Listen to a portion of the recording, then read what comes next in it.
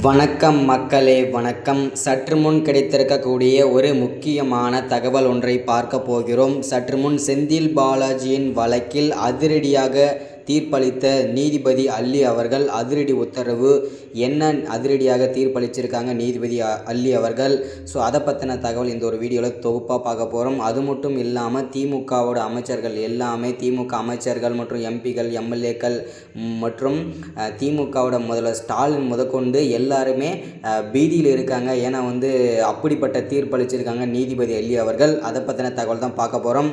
அதற்கு முன்பாகவே நமது சேனலுக்கு நீங்கள் புதிய பார்வையாளராக இருப்பதற்கு வாய்ப்புகள் நிறையவே இருக்கிறது. ஸோ முடிஞ்ச அளவுக்கு மறக்காமல் சப்ஸ்கிரைப் பண்ணிவிடுங்க.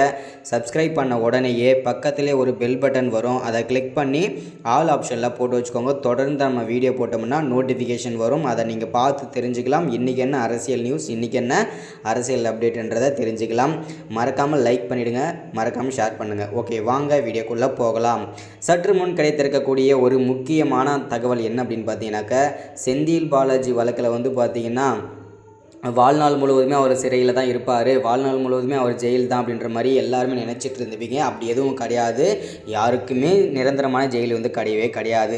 ஸோ அவர் பார்த்தீங்கன்னா தற்போது செந்தில் பாலாஜி வழக்கில் திடீர்னு அதிரடி உத்தரவு போட்டிருக்காங்க நீதிபதி அல்லி அவர்கள். என்ன அப்படி உத்தரவு போட்டிருக்காங்க அப்படின்னு பார்த்தீங்கன்னா, இன்னும் செந்தில் பாலாஜி அவர்கள் பார்த்திங்கன்னா 14 முறை ஜாமீன் மனு போட்டிருந்தாங்க. அதை பார்த்தீங்கன்னா தள்ளுபடி செஞ்சுருந்தாங்க. 15வது முறையாக அவர் ஒரு வார்த்தை குறிப்பிட்டிருந்தார். என்ன குறிப்பிட்டிருந்தார் அப்படின்னா, எனக்கு உடல்நிலை சரியில்லாத எனக்கு பார்த்தீங்கன்னா உடல்நிலை சரியில்லை, நான் ஒரு அப்பாவி அப்படின்ற ஒரு வார்த்தையை மென்ஷன் பண்ணியிருந்தார். இதை பார்த்த நீதிபதி அல்லி அவர்கள் இன்னும் ஒரு சில வாரங்களில் செந்தில் பாலாஜி அவர்கள் விடுதலை செய்யப்படுவார் அப்படின்றதுக்கான தெளிவான உறுதியான வாக்குமூலமும் கொடுத்துருக்காங்க. அது மட்டும் இல்லாமல் செந்தில் பாலாஜி சரியான முறையில் தான் பணங்கள் அனுப்பியிருக்காரு, சொத்து குவிப்புகள் எதுவும் இல்லை அப்படின்றதுக்கான ஆதாரங்கள் நிரூபிக்கப்பட்டால் கண்டிப்பாக அவர் விடுதலை செய்யப்படுவார் அப்படின்றதுக்கான அதிரடியாக உத்தரவு நீதிபதி அல்லி அவர்கள்